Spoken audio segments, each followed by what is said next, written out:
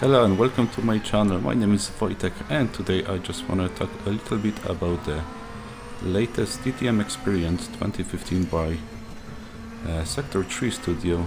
That's the standalone DLC for Racing Experience. And as you figure out probably from the title, I just want to talk about my loves and hates with this game. The race you're seeing in the background was drive as part of my championship career I was doing.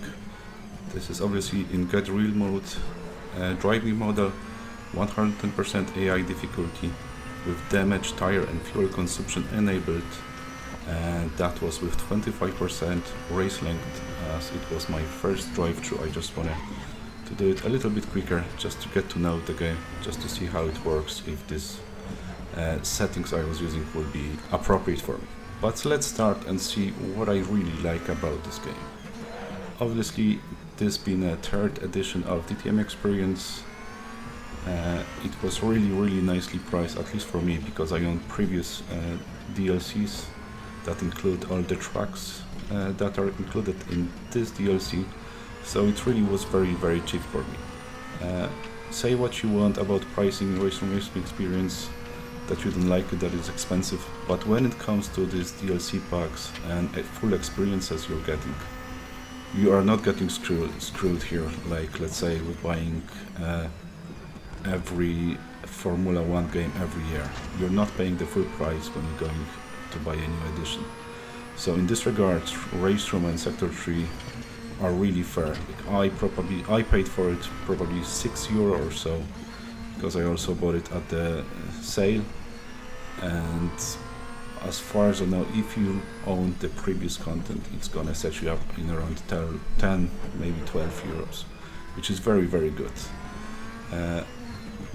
Obviously, they still updated the game, the base game and the DTM Experience itself, because there are updated cars, all the liveries, drivers, all the regulations for the new year are also included in this game.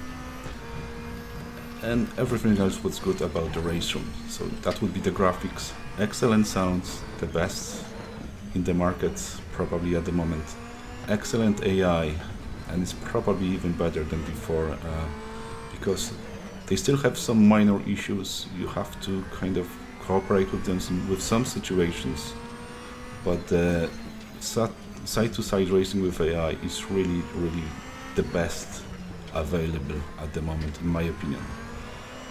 And this is the stuff I love about this game. This is why I like it, and I would love to love this game, but unfortunately there are things I wish were a bit better, or much better, some of them. So let's talk about the stuff I don't like or even hate. Basically, when you go into this game, you're not really introduced to the regulations in the DTM. I kind of have to do my own research and check how long the races are, how it works with the pit stops, the tires, etc. It's not described in the game anywhere at all. You kind of have to go to the DTM website, investigate, and then you get to know that the first race does not include pit stops. And this is the race we're running here in the background, and only the second race includes the pit stops, and there's no different tires to choose from.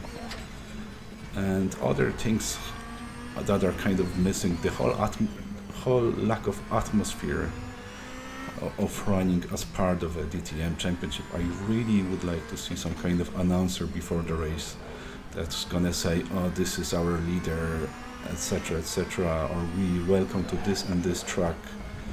You know, bring it a little bit more gaming stuff into that, and that would probably, you know, encourage players to, you know, give you a fuller experience. This is the experience after all, and this is the way they wanted to try to sell it, so this is the kind of stuff I'd like to see.